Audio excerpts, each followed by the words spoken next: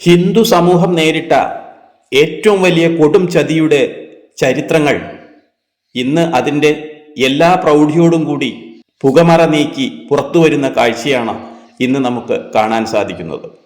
1920 ശേഷം 1947 ഇടയ്ക്ക് social media ഇത്ര സജീവമായിരുന്നുവെങ്കിൽ ഗാന്ധിജി ഭാരതത്തിൻ്റെ ആരുമാകുമായിരുന്നില്ല എന്നത് നമുക്ക് ഈ ചരിത്ര വസ്തുതകളൊക്കെ മനസ്സിലാക്കുമ്പോൾ നമുക്കറിയാൻ കഴിയും.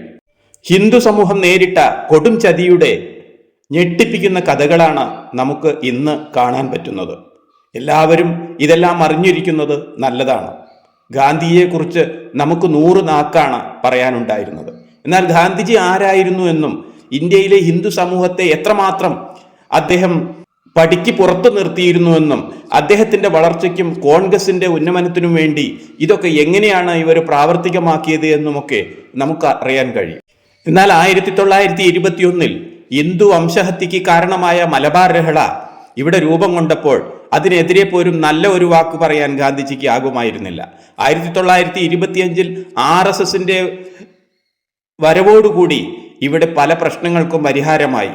ഇന്ന് നമ്മുടെ ഹിന്ദു സമൂഹത്തിൽ RSSനൊപ്പം ചേർന്ന് നിൽക്കേണ്ടുന്ന ആവശ്യകത വർദ്ധിച്ചു വരുന്ന ഈ സാഹചര്യത്തിൽ നമുക്ക് ആ പഴയ ചരിത്രത്തിലേക്ക് ഒന്ന് എത്തി നോക്കാം.